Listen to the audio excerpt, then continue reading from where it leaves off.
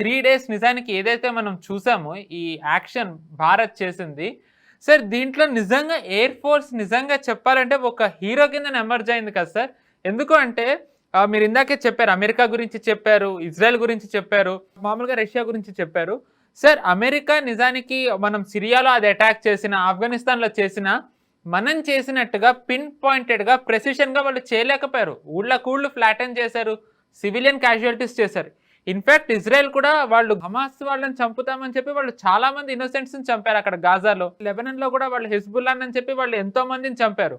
టెర్రరిస్టులు పోయుండొచ్చు. కానీ collateral damage civilian casualties మాత్రం చాలా హై ప్రపోర్షనేట్‌లో చేశారు. ఇన్‌ఫాక్ట్ రష్యా కూడా యుక్రెయిన్‌లో వాళ్ళు డ్యామేజ్ చేశారు. వీళ్ళతో పోల్చుకుంటే మనము పిన్ పాయింట్ అక్యురసీతోని ఏదైతే టార్గెట్ చేయాలి అనుకున్నామో దాన్ని విత్ మినిమల్ కాస్ట్ వీళ్ళు ఎక్స్‌పెండిచర్ పెట్టిన దాంతో పోల్చుకుంటే చాలా మినిమల్‌గా చేశాము. ఇది నిజంగా ఎయిర్ ఫోర్స్ ఒక బెంచ్ మార్క్ సెట్ చేసింది అనుకోవచ్చా సార్? అంటే వరల్డ్‌లో ఏ కంట్రీ అయినా అవ్వనివ్వండి, వాళ్ళు బయటకైతే చెప్పకపోవచ్చు. వాళ్ళు నిజానికి ఇది అనలైజ్ చేసుకొని, అబ్జర్వ్ చేసుకొని ఉంటారు.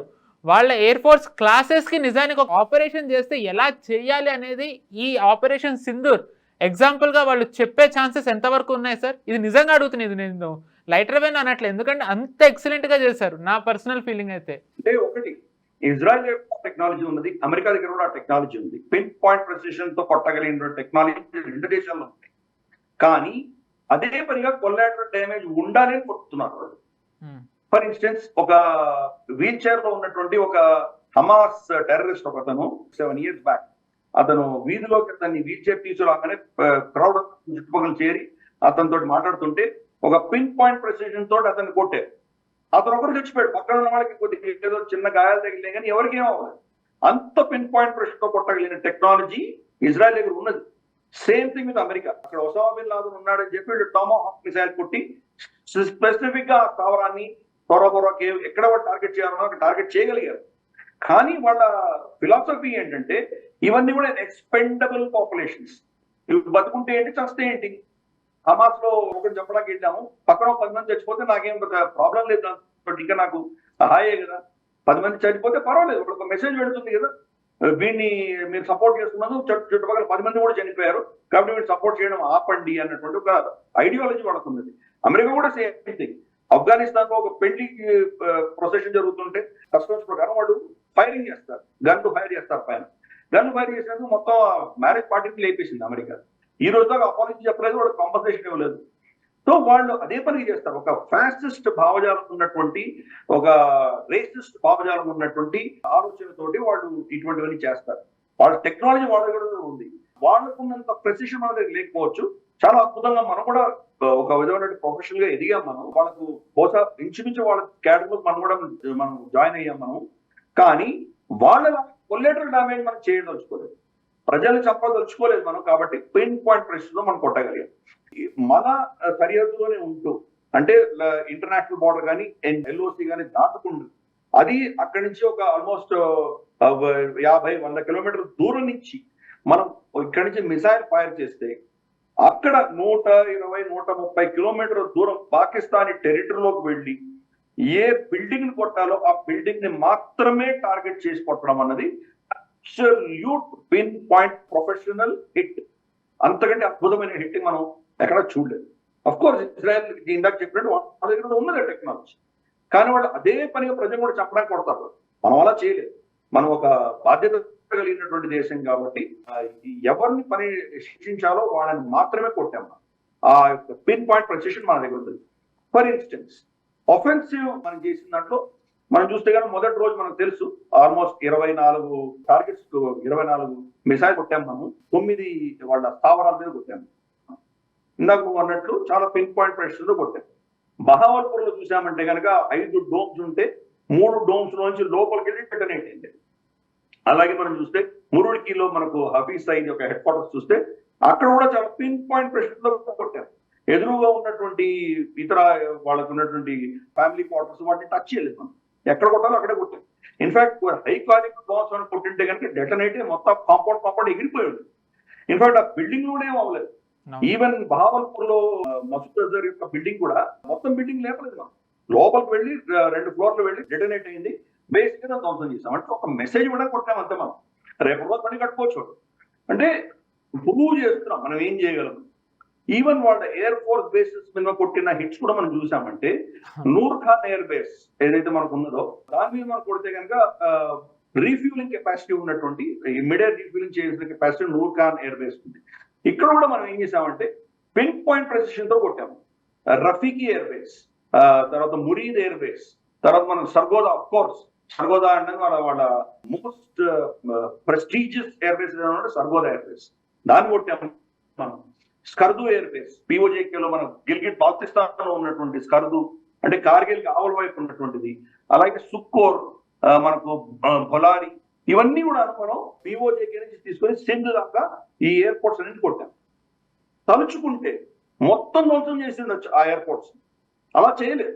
ఒక ఎయిర్పోర్ట్ లో రన్వేని కొట్టాము, ఒక ఎయిర్పోర్ట్ లో హ్యాంగర్స్ ని కొట్టాము, ఇంకో ఎయిర్పోర్ట్ లో మనం వాళ్ళ కమాండ్ స్ట్రక్చర్ ని కొట్టాము, ఇంకో ఎయిర్పోర్ట్ లో వాళ్ళ ఎయిర్ ఫోర్స్ స్టేషన్ ఉంటుంది కదా దాన్ని కొట్టాము. కాబట్టి డిఫరెంట్ ఎయిర్పోర్ట్ లో డిఫరెంట్ టార్గెట్స్ కొట్టాము. ఒకటే ఎయిర్పోర్ట్ మీద ఈ ఇన్ని టార్గెట్స్ ని ఒకటేసారి కొట్టుంటే మళ్ళీ ఆ ఎయిర్పోర్ట్ వాడు ఎప్పుడు వాడలేకుండా కూడా చేసి ఉండొచ్చు తలుచుకుంటే. అలా చేయలేదు. మెసేజ్ పంపించడానికి ఒక ప్రివ్యూగా కొట్టాము, వాళ్ళకి దెబ్బ తగిలింది, కానీ కంప్లీట్ గా సర్వనాశనం చేయలేదు. ఇవన్నీ కూడా మెసేజింగ్ హిట్స్ కింద మనం భావించాలి. యుద్ధం ప్రకటించలేదు కాబట్టి. యుద్ధం అంటూ ప్రకటించుంటే సిచ్యువేషన్ వేరేగా ఉంది. For instance Skardu air base తీసుకుందాం. స్కర్దు ఎయిర్ బేస్ లో పిఎల్ఏ ఎక్కువ వస్తుంటుంది. ఎందుకంటే పిఎల్ఏ వాళ్ళకు ఉన్నటువంటి ఎయిర్పోర్ట్స్ అన్ని కూడాను అక్కడ హోటాన్ కానీ, కష్గర్ కానీ, మనకు లాసా కానీ, వాళ్ళ ప్రాంతంలో ఉన్న ఎయిర్ బేస్లు అన్ని కూడాను ఆల్మోస్ట్ 15-16 వేల అడుగుల ఎత్తులో ఉన్నటువంటివి.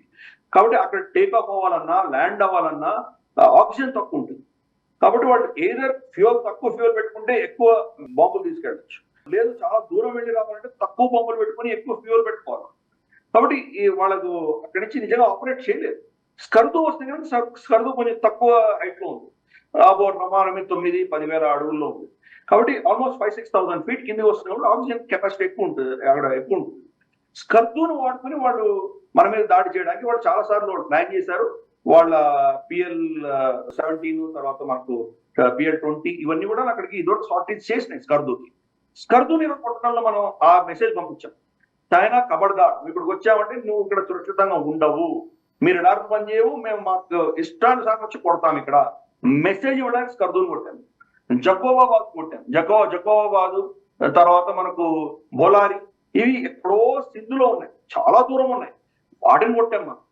అలాగే మనం చూస్తే కనుక సర్గోదా గురించి డిస్కస్ చేయాలి మనం. సర్గోదా ఎయిర్ బేస్ అన్నది వాళ్ళ న్యూక్లియర్ అటాక్ చేయడానికి కావాల్సినటువంటి అసెట్స్ అన్ని అక్కడ ఉన్నాయి. వాళ్ళ ఎయిర్ ఫ్లైట్ లో వాళ్ళు ఎయిర్ డెలివర్డ్ న్యూక్లియర్ అటాక్ చేయాలంటే కనుక సర్గోదా చాలా కృషి, దాన్ని కొట్టాం. సర్గోదా అన్నది లిటరల్ గా చెప్పాలంటే పంజాబీ హార్ట్ ల్యాండ్, పంజాబీ అహంకారం దాంట్లో ఉన్నటువంటిది. రావల్పిండి, లాహోర్ ఈ రెండు కూడాను పంజాబీ, పాకిస్తానీ, సున్నీ పంజాబీల ఆత్మ గౌరవాన్ని దెబ్బ కొట్టినట్టు ఇక్కడ రెండు కొట్టాము. సరే, అన్కన్ఫర్మ్ రిపోర్ట్స్ వస్తున్నాయి. అక్కడ కిరాణా అన్నటువంటి కొండలో వాళ్ళ న్యూక్లియర్ వెపన్స్ కూడా మనం టార్గెట్ చేశాము అని ఒక అన్కన్ఫర్మ్ రిపోర్ట్స్ వస్తున్నాయి. మనకేమో director general of air operations Bharti గారు చాలా స్పష్టంగా చెప్పారు, మేము దాన్ని టార్గెట్ చేయలేదు అని చెప్పారు. అంటే కొన్ని మనం చెప్పాల్సిన అవసరం కూడా లేదు, మనం డినై కూడా చేయొచ్చు, డినైబిలిటీ కూడా ఉంది. కాబట్టి ఈరోజు భారతదేశం కొట్టింది అని వాళ్ళు చెప్పలేదు, మేము కొట్టామని మనం చెప్పట్లేదు. వాళ్ళు తెలుసు ఎవరు కొట్టారు. ఒకవేళ మేము కొట్టామని చెప్తే కనుక that is an absolute declaration of war అయిపోతుంది, ఆటోమేటిక్ గా న్యూక్లియర్ యూజ్ చేయొచ్చు. కాబట్టి ప్రస్తుతానికి అక్కడ ఏం జరిగిందో మనకు తెలియదు. కానీ కొండలో గుహల్లో పెట్టుకున్నటువంటి అసెట్స్, దాని వెళ్ళవలసినటువంటి దారి ఇవన్నీ కూడా తెగిపోయినాయి. అంటే ఇప్పుడు లోపలికి ఎలా వెళ్ళగలరు వాళ్ళు? హెవీ ఎక్విప్మెంట్ తీసుకెళ్ళడానికి మనకు మంచి రోడ్డు ఉండాలి, మనకి దానికి యాక్సెస్ ఉండాలి, ఇవన్నీ ఉండాలి. అది మొత్తం ధ్వంసం అయిపోయింది. సో లోపల ఏముందో మనకు తెలియదు. ఇక్కడేమో ఆల్మోస్ట్ రిక్టర్ స్కేల్ మీద 4.0, 4.2 అర్త్క్వేక్ రికార్డ్ అయినట్టు తెలుస్తుంది. సో మరి ఏమైనా ఉన్నటువంటి న్యూక్లియర్ మెటీరియల్ డెటోనేట్ అయిందా, లేదా పాకిస్తానే లోపల సబ్సానిక్ గా టెస్ట్ చేస్తుందా, ఇవన్నీ కూడా రాబోయే రోజులు బయటకు వస్తాయి. కానీ వాళ్ళ న్యూక్లియర్ పక్కన ఉన్నటువంటి సర్వోదాన్ని కొట్టగలిగా దేనైనా కొట్టచ్చు. శాటిలైట్ ఇమేజెస్ చూపించని F-16s కూడా పక్కన ఉండగా మనం ఆ ఎయిర్పోర్ట్ కొట్టాం. అంటే తలుచుకుంటే F-16 కూడా కొట్టుండొచ్చు, మనం JF-17 కొట్టచ్చు, JF-10C కొట్టచ్చు. కాబట్టి ఈ అన్ని దేశాలు కూడా మెసేజ్ ఇచ్చాం. ఆన్ పర్పస్ ని తర్వాత మీ యొక్క ఎయిర్ క్రాఫ్ట్ ని కంప్లీట్ గా మేము సర్వనాశనం చెయ్యలేదు. మేము మెసేజ్ పంపిస్తున్నాము, కొట్టి చూపిస్తున్నాము, కొట్టగలము, వాళ్ళని బ్రీచ్ చేయగలము అని. ఒక బ్రహ్మోస్ మిసైల్ తో ఇంతమంది ఇంపాక్ట్ తీసుకురాగలిగి ఒక్కొక్క ఎయిర్పోర్ట్ మీద మనం 10 బ్రహ్మోస్ మిసైల్ కొట్టమంటే ఆ ఎయిర్పోర్ట్ ఉన్నది ఇంకా కంప్లీట్ ఇనాపరేషన్ లో అయిపోతుంది. దాని బట్టి రివైవ్ కూడా చేయలేరు. ఆ పరిస్థితిని తీసుకురాగలిగే కెపాసిటీ మనం డెమాన్స్ట్రేట్ చేసాం. ఇది అర్థం చేసుకోవాలి. కాబట్టి ఈ ఓవరాల్ గా ఈ యొక్క ఆఫెన్సివ్ ఆపరేషన్ కూడా మనం చాలా కంట్రోల్డ్ గా మెసేజ్ ఇవ్వడమే చేశాం, కానీ కంప్లీట్ గా ఎనిమిని డిస్ట్రాయ్ చేసే పరిస్థితి తీసుకురాలి. ఫస్ట్ ఇనిషియల్ రేట్స్ లో మనం వాళ్ళ ఎయిర్ డిఫెన్స్ కొట్టేశాము. కాబట్టి వాళ్ళు బ్లైండ్, వాళ్ళకి ఏం చేస్తున్నామో తెలియదు. ఇందాక నువ్వు చెప్పినట్టు లాక్హీడ్ మార్టిన్ అటువంటి తర్వాత రష్యా మనకు చైనా సప్లై చేసినటువంటి వాళ్ళ రెడార్ కూడా మనం టేక్అవుట్ చేసేసాం. కాబట్టి వాళ్ళకి ట్రాకింగ్ చేయడానికి లేదు. మనం వెళ్ళి వేరే విహారానికి వచ్చిన వాళ్ళు మనల్ని ఏమి చేయలేదు. వాళ్ళ యాంటీ ఎయిర్ డిఫెన్సెస్ ఏమి పనిచేయట్లేదు. కాబట్టి మనం ఒక లేట్ గా మనం అప్రోచ్ చేసాం. మనం ఫస్ట్ రౌండ్ లో ఎయిర్ డిఫెన్స్ కొట్టాము, మన మీద మళ్ళీ వాళ్ళు డ్రోన్లు మళ్ళీ అటాక్ చేస్తే ఈసారి వెళ్ళి వాళ్ళు ఎయిర్పోర్ట్ వచ్చాం మనం. కాబట్టి మన కెపాసిటీ ఏంటో ప్రపంచానికి మనం చూపించాం.